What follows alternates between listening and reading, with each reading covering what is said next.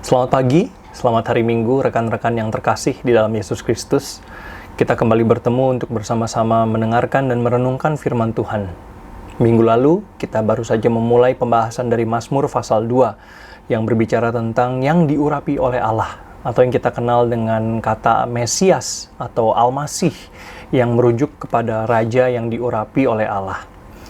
Nah, ketika kita bicara tentang Raja yang diurapi, tentunya kita perlu mengerti tentang dasar pengurapan dari Allah. Ya, itu kita bahas minggu lalu.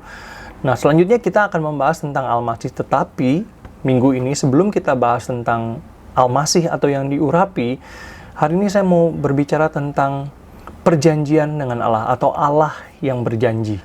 Nah, janji yang sering dimengerti oleh kita itu adalah janji yang kita sebut promise atau janji satu arah.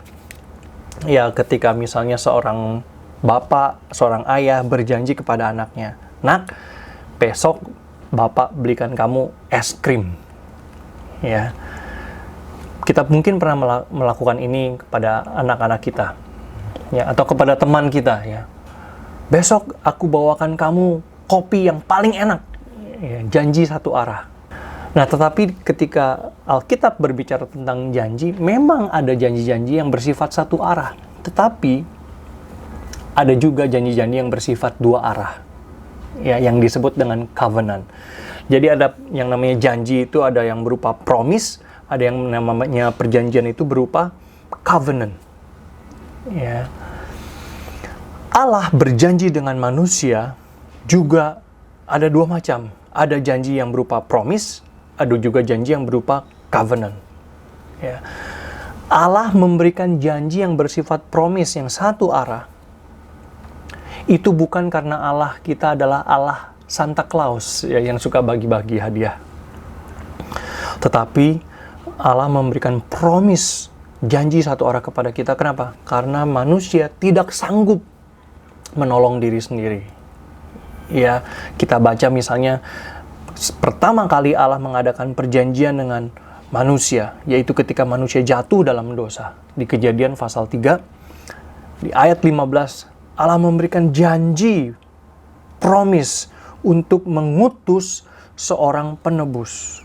Ketika Allah mengutuk ular, Dia berkata bahwa aku akan mengadakan permusuhan antara engkau dan perempuan ini, antara keturunanmu dan keturunannya, keturunan perempuan ini. Keturunanmu akan meremukkan tumitnya, tapi keturunan perempuan ini, ya, Mesias yang diurapi, yang dijanjikan oleh Allah ini akan meremukkan kepalamu. Nah, di sini adalah pentingnya kita mengerti bahwa perjanjian itu bukan hanya bersifat promise satu arah, tetapi perjanjian di dalam firman Tuhan itu juga bersifat covenant atau dua arah.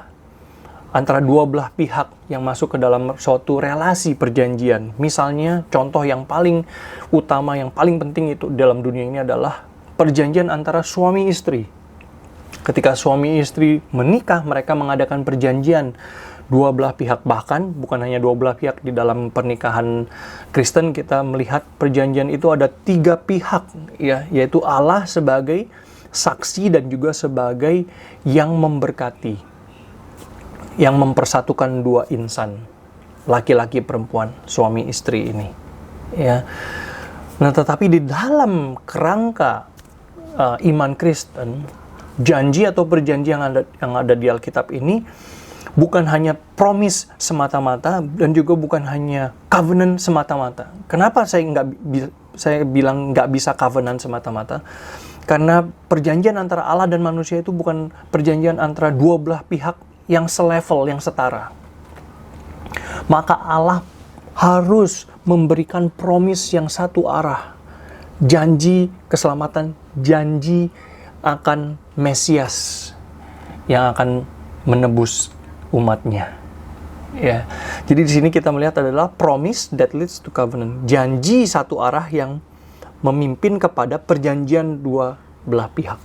Ya. Jadi Allah mengutus Anak yang tunggal. Allah mengutus Roh Kudus masuk ke dalam, tinggal di dalam umatnya, sehingga umatnya ini bisa masuk ke dalam suatu hubungan relasi dua belah pihak. Ya.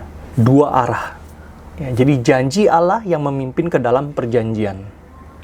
Ya, promise that leads to covenant. Jadi perjanjian Allah itu adalah perjanjian antara Allah dengan masing-masing kita secara individu, maupun juga janji antara Allah dengan umatnya secara keseluruhan. Ya, kita kenal di dalam perjanjian baru itu Yesus Kristus sebagai kepala gereja dan kita adalah tubuhnya. Ya, itu adalah janji dua belah pihak. Jadi janji antara Allah dan kita satu persatu, orang per orang, maupun juga janji antara Allah dengan keseluruhan jemaat atau satu umat Allah. Dan kita lihat janji ini sudah dimulai sejak awal ketika Allah menciptakan dunia ini. Ya, puncaknya adalah ketika Allah menciptakan manusia, Allah kemudian mengadakan perjanjian. Perjanjian itu berupa apa? Ketika Allah menciptakan manusia seturut dengan gambar dan rupa Allah. Ya, Kejadian pasal 1 ayat 26 sampai 28. Ya, kemudian Allah mengadakan perjanjiannya. Maka manusia dikatakan beranak cucu, bertambah banyak, dan penuhilah bumi. Dan taklukkanlah itu. Jadi manusia itu adalah menjadi representasi Allah di dalam dunia ini. Manusia seharusnya bisa mencerminkan, meneruskan cahaya kemuliaan Allah di dalam dunia ini, di dalam ciptaannya. Tetapi sayangnya manusia gagal. Manusia bukannya tunduk kepada Allah untuk menyalurkan kebenaran Allah, cahaya kemuliaan Allah, tetapi manusia ingin mencuri kemuliaan itu untuk diri sendiri ketika manusia memberontak, ya, memakan buah yang terlarang itu. Manusia ingin punya kuasa sendiri, manusia ingin punya kedaulatan sendiri yang terpisah dari Allah. Manusia ingin bisa menentukan yang baik dan yang jahat berdasarkan otoritas sendiri.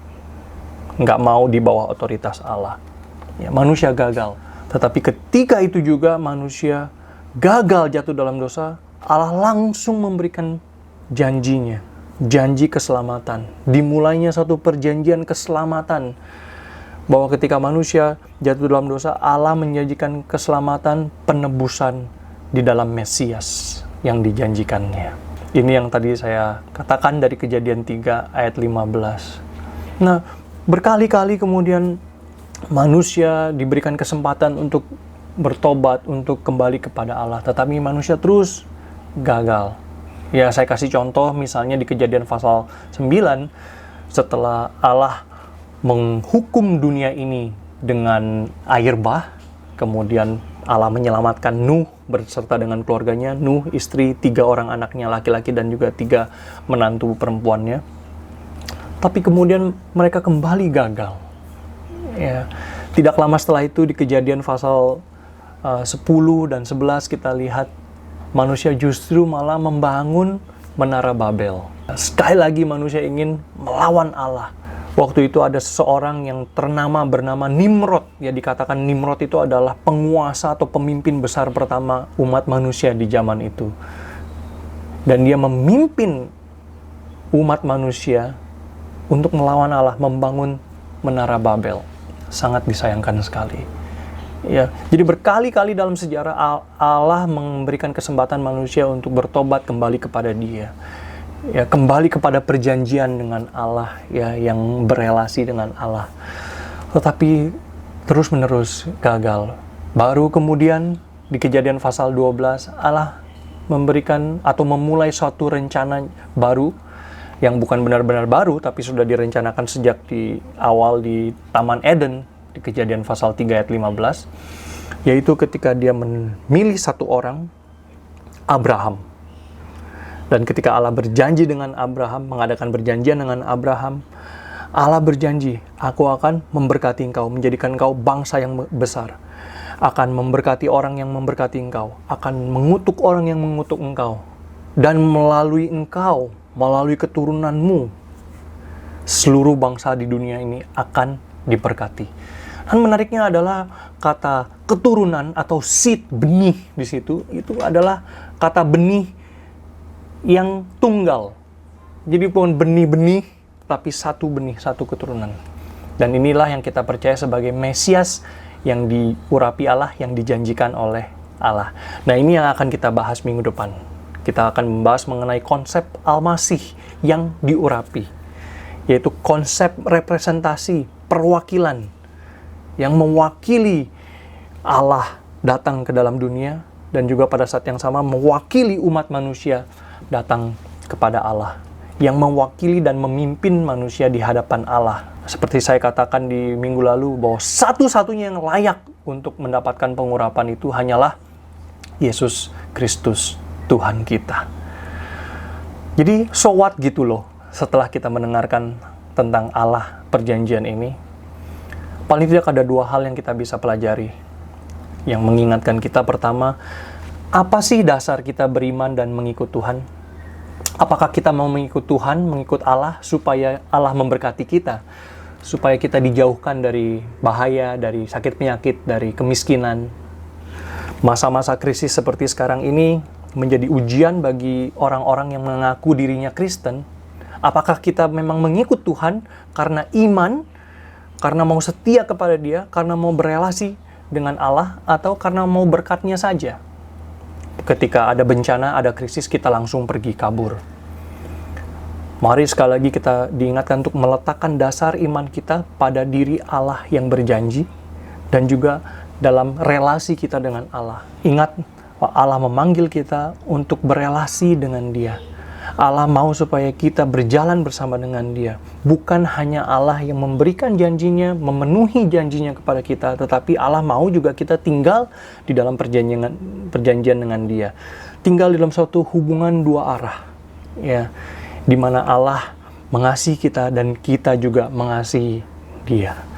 Dan seperti Allah yang sudah mengundang kita untuk berjalan bersama dengan Dia, demikian juga yang kedua, kita diingatkan untuk berjalan di dalam Allah, berjalan di dalam firman Tuhan. Ya, Allah adalah Allah yang setia. Dia mau berelasi dengan kita, mau berjalan bersama dengan kita, baik dalam susah maupun senang. Untuk itu juga kita diminta atau kita ditantang untuk hidup setia, berjalan bersama dengan Tuhan. Masa-masa krisis seperti sekarang ini, memang makin banyak orang memikirkan tentang hidup mati, tentang keselamatan, tentang Allah. Sangat baik, ya. Tetapi apakah kita memikirkan tentang Allah ketika kita susah, ketika kita mengalami krisis saja? Ataukah kita menjadikan masa-masa krisis seperti sekarang ini sebagai permulaan atau bahkan titik balik dalam hubungan kita dengan Allah, dalam hidup kita sebagai umat Allah? Mari kita kembali kepada Allah. Mari kita sekali lagi memberikan diri kita untuk setia, untuk berjalan bersama dengan Allah, baik senang maupun susah. Kiranya Tuhan memberkati, menyertai setiap kita, dan kita bisa bersama-sama melewati krisis ini, menjadi orang yang muncul bukan hanya sebagai pemenang, tetapi menjadi orang yang lebih baik dibandingkan diri kita yang dulu. Amin.